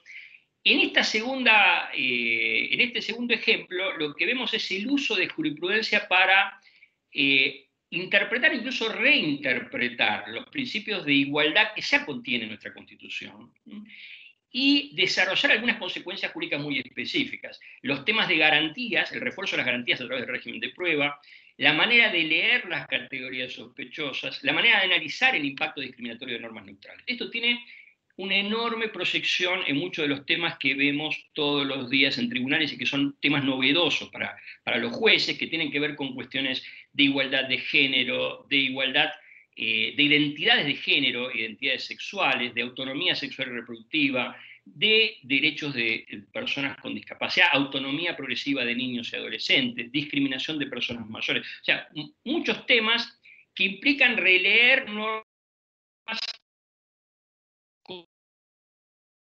de la legislación laboral, entre otras cuestiones, y donde esas un peso relevante, tanto para el control de constitucionalidad como para la interpretación conforme con los principios constitucionales de las normas infraconstitucionales, incluso algunas normas de derecho común. Muchas gracias. Bueno, agradecemos a ambos por las claras disertaciones en temas de por sí complejos. Y si les parece, empezamos con las preguntas. Para la doctora Puga, la pregunta es la siguiente. En conflictos sobre políticas públicas, ¿no hay un problema de déficit estructural de información del Poder Judicial que no maneja ni puede manejar el tablero de todas las variables que deben valorarse para poder diseñar e implementar mejores políticas públicas? Y a esta me atrevo a relacionarla con la siguiente, si es entonces este poder el mejor posicionado para resolver este tipo de casos. ¿Sí? ¿Quedaron claras o querés que las repita? No, ¿son dos preguntas? Son dos preguntas que las relacionamos. Ah, muy bien, están muy bien relacionadas, me parece, te agradezco. No, por favor. Un déficit estructural de información del Poder Judicial me parece que es un acerto al que yo suscribiría, digamos, pero en general diría no solo del Poder Judicial, diría es un déficit en general de los juristas que nos formamos. ¿Me están escuchando? Porque los veo... Sí, sí. Los veo paralizados. Es un déficit en general de los juristas, ¿no? En relación a la construcción de políticas públicas y en relación casi a cualquier otra disciplina. Somos una de las disciplinas que son educadas y formadas de una de las formas más, digamos, casi exclusivamente en la hermenéutica y con muy pocas herramientas de otras disciplinas como la economía, la sociología, etcétera, ¿no? Y entonces yo no solo acusaría a los jueces, sino que nos acusaría a los juristas como con ese déficit de información, de destrezas también de otras disciplinas. Ahora, la pregunta me parece relevante es si ese déficit de las destrezas del jurista lo inhabilitan para evaluar legalidad, constitucionalidad o para el control de legalidad y constitucionalidad de ciertas cosas. Y me parece que esa es otra pregunta, que es una pregunta más difícil de responder, ¿no? Porque cualquier complejidad que exceda los términos de la hermenéutica jurídica podría aludir exactamente lo mismo y empezarían a quedar, a medida que la sociedad se va haciendo más compleja, empezarían a quedar fuera de la jurisdicción casi todo lo que se complejiza, digamos, por fuera de la hermenéutica. Entonces, es muy difícil, es una cuestión de grados y es una respuesta muy difícil. Ahora, el caso que yo traté de traer es un caso en donde la complejidad es tal que lo cierto es que el problema de la burocracia es que bloquea la información necesaria para que el problema pueda solucionarse. Lo que piensan los experimentalistas con respecto a estos casos multicausales y que están arraigados en las prácticas estatales, es que si hay una información relevante para solucionar el caso, si hay alguna capacidad que podría llevar adelante el Estado para darle una remediación a ese tipo de problemas, eso se encuentra en los lugares que se encuentran bloqueados dentro de la estructura burocrática. En otras palabras, hay mucha confianza, digamos, en los experimentalistas de que las capacidades están en el Estado, sencillamente que están bloqueadas o no se están desarrollando por distintos bloqueos que tienen que ver con los procesos burocráticos. Voy a darles un ejemplo porque si no estoy hablando con un nivel de abstracción que ni yo me aguanto. En el Cerro Chapelco, en San Martín de los Andes, como ustedes saben, hubo un conflicto histórico durante mucho tiempo entre la comunidad mapuche que vivía en el cerro y la Municipalidad de San Martín de los Andes, que llevaba adelante distintos emprendimientos turísticos en el cerro. Uno de esos emprendimientos fue el hacer cañones de nieve para poder tener nieve también en el verano y entonces tener turismo todo el año, ¿no es cierto? Los mapuches se opusieron tremendamente a esto, el conflicto tuvo muchas dimensiones, frente a conflicto que había paralizado prácticamente el turismo, interviene una jueza en el caso, y cuando empiezan a discutir acerca de esto, los técnicos de la municipalidad decían, es imposible que nos quedemos sin agua por usar unos cañones de nieve, y los mapuches decían, nos vamos a quedar sin agua si extraemos el agua de los ríos en estas temporadas. Los técnicos discutieron durante mucho tiempo, finalmente se crea una comisión ya con los técnicos que estaban desde siempre ahí, y los mapuches demuestran que por la información pluvial que tenían ellos de generaciones, desde principios de siglo, de cómo llovía en el cerro, ellos podían predecir mejor que la tecnología hoy disponible con respecto a qué iba a pasar. Los técnicos lo entendieron este punto, entendían que había información ahí que no estaba disponible en otro momento y que de otra manera no hubiera podido aparecer, digamos, en debate. De alguna forma, lo que se piensa, digamos, es que existen ciertas partes interesadas que operan en los puntos de ruptura o de avería de los sistemas institucionales que necesitan participar en los procesos que diseñen las transformaciones institucionales, y solamente descentralizando esas instituciones se hace posible que esas partes participen y esa información que es relevante o que puede ser relevante aparezca. Pero muchas veces esa información todavía no está y necesita descubrirse, digamos, y por eso los procesos de descentralización. Ojalá no haya sido demasiado enredada y espero que la respuesta sea... Perfecta, perfecta. Ahora sí, bueno, para Víctor, para ir turnando las preguntas, el principio de progresividad o no regresividad, ¿no puede llegar a impedir que las nuevas mayorías reformen la ley existente cuando propician soluciones que a su juicio son más progresivas, pero que están en desacuerdo con el pensamiento de los comités de derechos humanos? Y en ese caso, preguntan, ¿por qué hacer prevalecer estas opiniones asignándole la última palabra, no ya a la Corte, sino a los comités de derechos humanos? No coincido con esa, o sea, si esa es una conclusión, no la comparto. Me parece que el principio de progresividad lo que plantea no es que no puede haber normas regresivas, sino que cualquier norma regresiva nace con una presunción de inconstitucionalidad o de incompatibilidad con el pacto.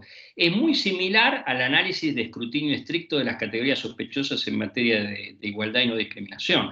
Lo que pone es una carga mayor de justificación respecto de la razonabilidad de la norma regresiva.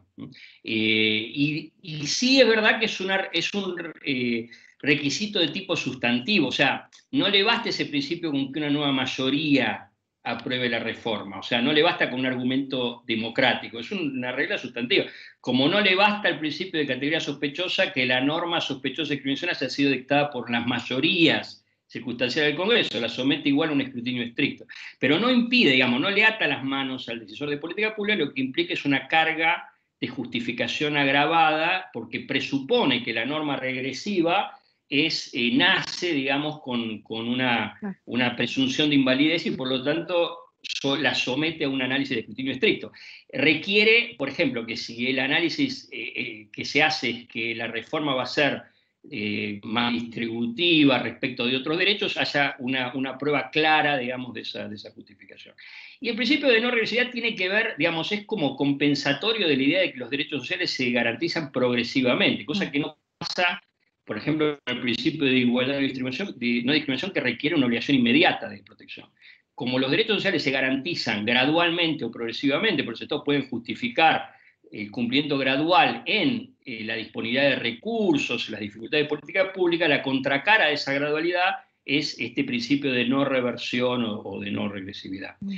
Respecto de la última palabra, bueno, acá yo tampoco comparto que apelar a la jurisprudencia internacional como guía de interpretación sea darle la última palabra, porque en realidad en la interpretación constitucional es difícil saber quién tiene la última palabra, ¿no? Tampoco la Corte Suprema tiene la última palabra, ¿no? Hay como una diseminación de intérpretes de la Constitución donde muchas veces la interpretación final no va a estar en los sistemas judiciales, ni internacionales ni locales, sino en los sistemas políticos o en la movilización de la ciudadanía. El caso Muiña me parece muy interesante en ese sentido. Perfecto. A ver, otra pregunta para Mariela. Bueno, y acá remiten a un caso, ¿no? Y dicen, si en el caso del pedido de cierre del módulo del complejo ambiental del CIAMSE de Ensenada, pasaron 9 años entre el primer convenio al que arribaron las partes ante la Suprema Corte bonaerense para lograr el objetivo buscado y la solución.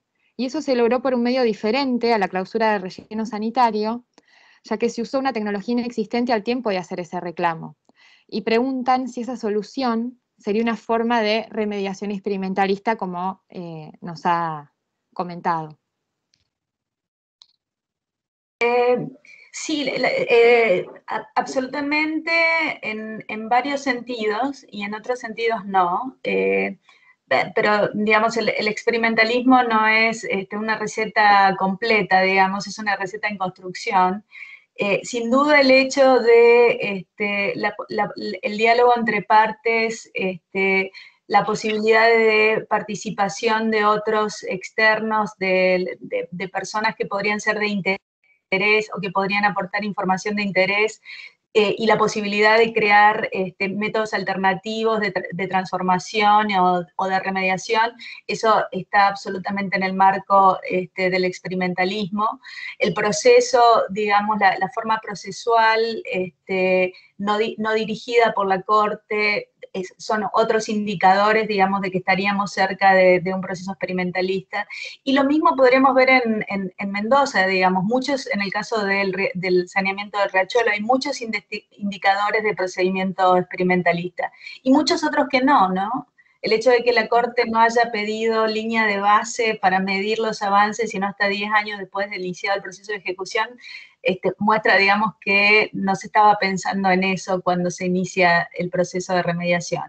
Pero hay indicadores, y esos indicadores me parece que van aumentando en los casos que estamos viendo. O sea, cada vez se están tomando más medidas que indican una tendencia a una descentralización en la decisión remedial, una descentralización que busca la participación de puntos de interés, o sea, de las informaciones, los informantes claves que faltan, y la generación de procesos que reactiven transformaciones en un sentido que se pueda ir midiendo con el tiempo. Esos elementos son los elementos que aparecen como los indicadores que nos alertan de que podríamos estar, y me parece que el caso de Ensenada que está mencionando tiene esas características.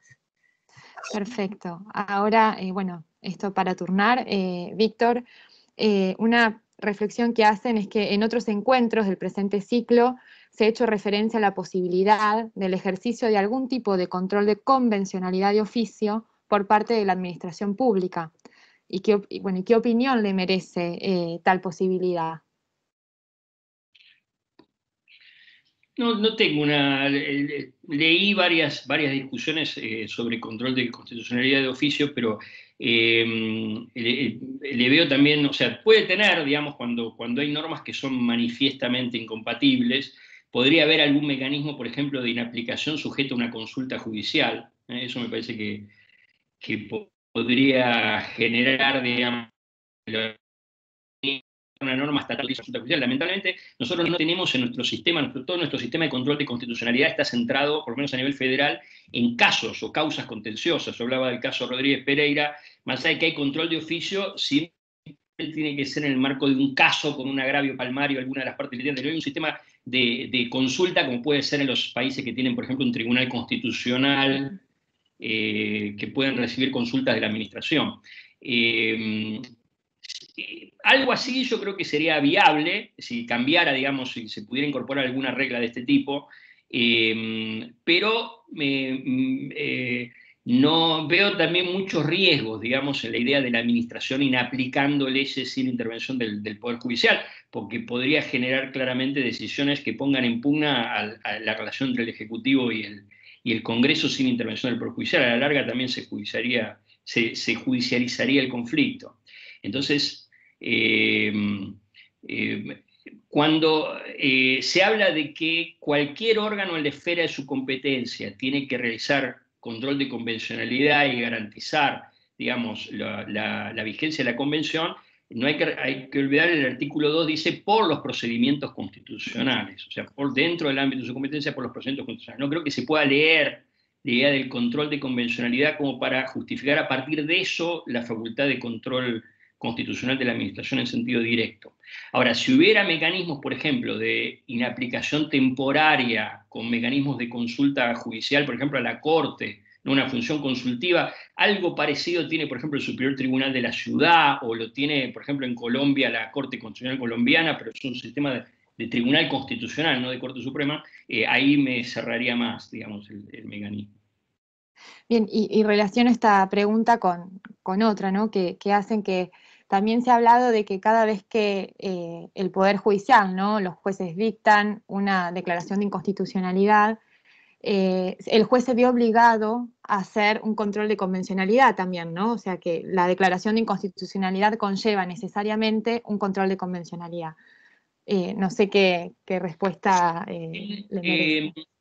En nuestro sistema jurídico, en la medida en que la Convención Americana y los principales tratados integran el bloque de constitucionalidad, hay una relación muy directa entre el control de la compatibilidad con la Convención es parte del control de constitucionalidad. Si yo estoy analizando una restricción del acceso a la información pública, bueno, es relevante ver qué alcance tiene ese derecho en los tratados que integran la Constitución. Si estoy hablando de principios de igualdad, también además de mirar los principios de igualdad de la Constitución, o sea que está íntimamente vinculado. En países o respecto de tratados que tienen rango por debajo de la Constitución, que están por encima de la ley, la cuestión es distinta.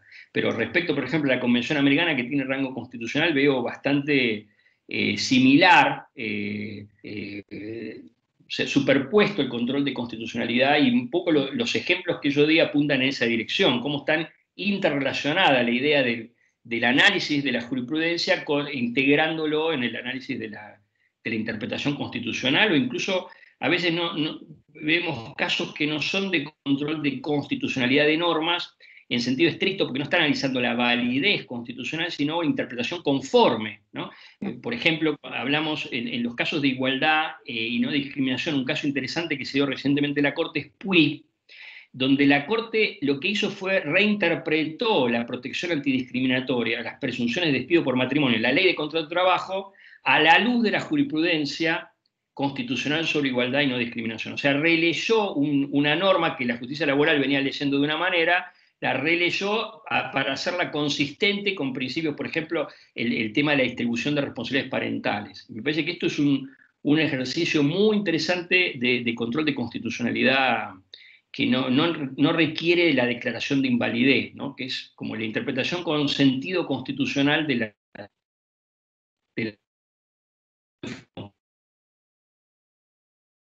Ahí estamos.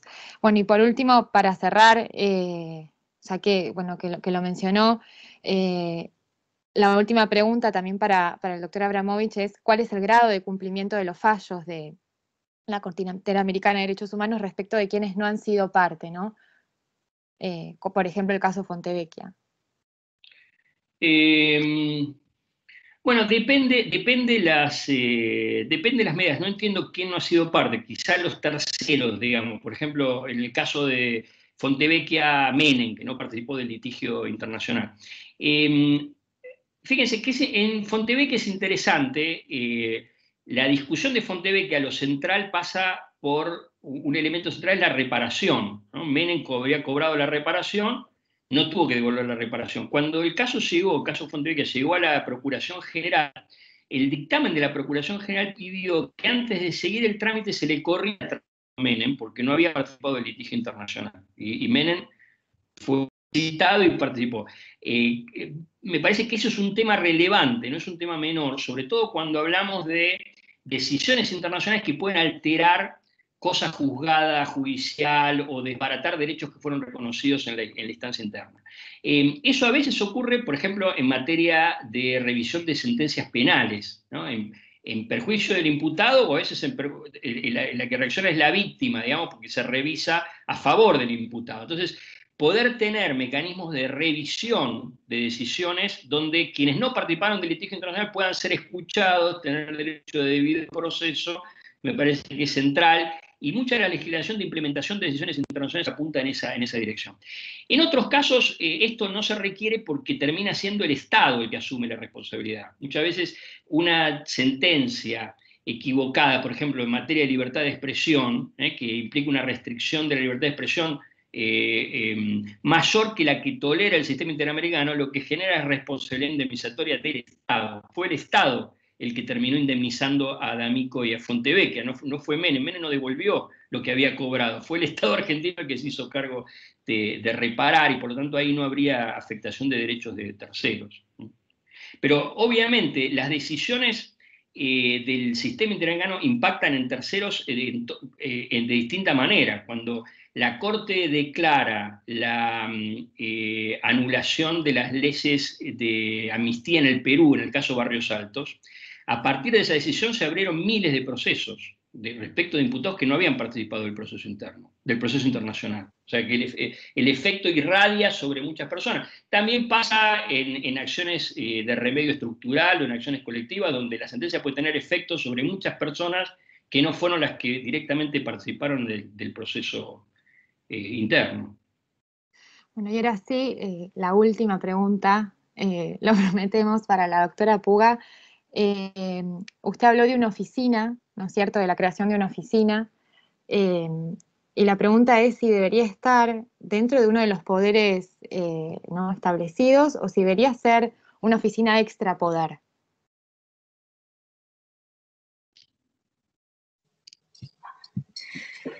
No estoy segura en qué instancia hablé de una oficina. Quizás tiene que ver con mi referencia a una agencia descentralizada. A una agencia descentralizada, sí, entiendo que. La verdad es que la ubicación de esa agencia, en los términos de cómo se piensa la remediación experimentalista, no resulta particularmente relevante. Lo que resulta relevante es que se descentralice del órgano jerárquico que tradicionalmente ha llevado el comando de esa política, ¿no? Porque lo que se entiende es, si esta política ha trascendido a distintas administraciones políticas, acá el problema es que hay un problema de capacidades que no se han desarrollado y que no se pueden desarrollar en estas condiciones de jerarquía burocrática. Y entonces es necesario descentralizar para generar una agencia que focalice en la remediación.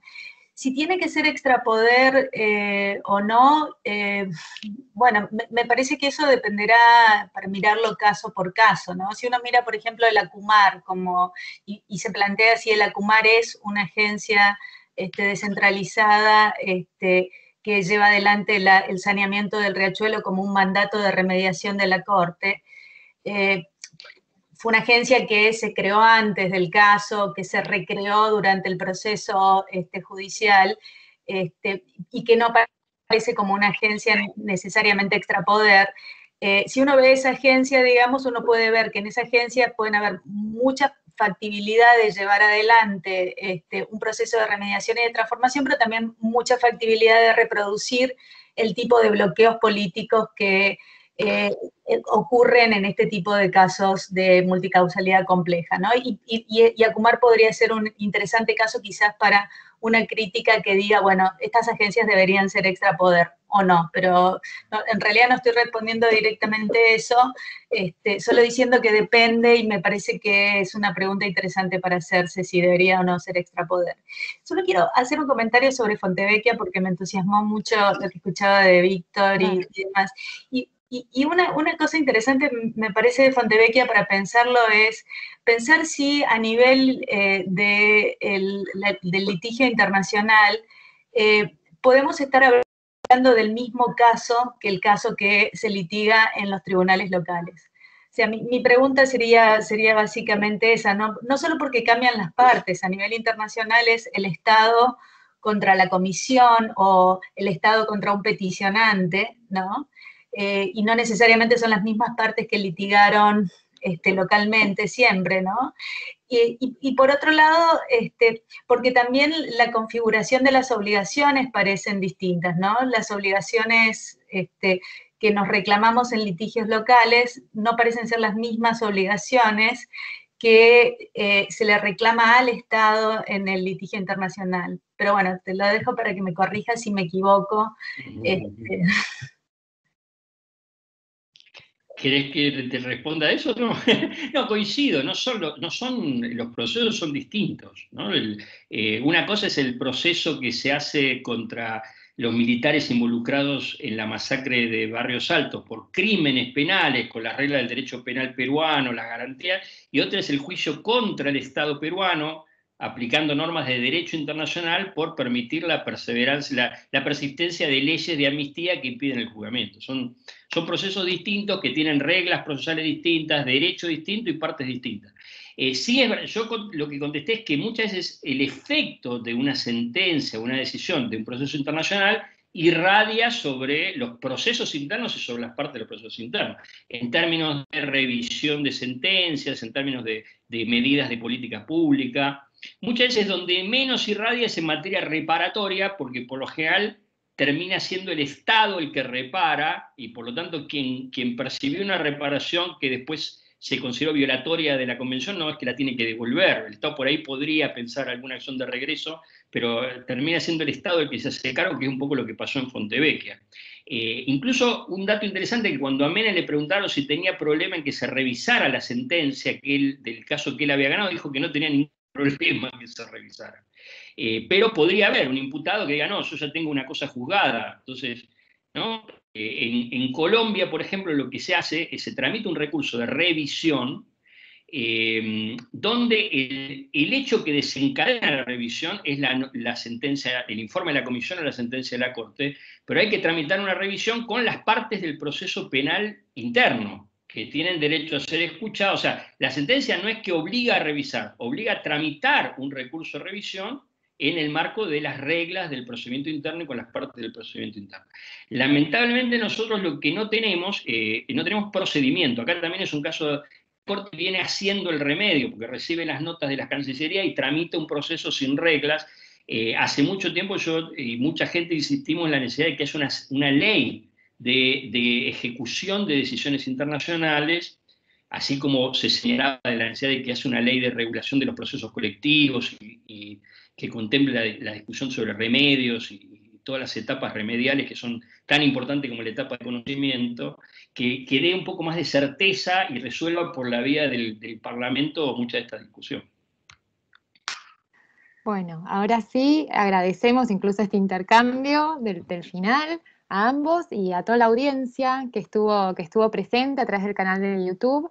Y bueno, los invitamos al último encuentro el jueves próximo, con la aclaración de que, a diferencia de los anteriores que comenzaron a las 15, este va a comenzar a las 14:30, media hora antes. Van a estar disertando el doctor Patricio San Martino y el doctor Carlos Laplacete, y a las 16 aproximadamente, dando la conferencia de cierre, el doctor Carlos Rosenkratz. Así que muchas gracias a todos y los esperamos el jueves próximo. Hasta Muy luego. bien. Bueno, entonces...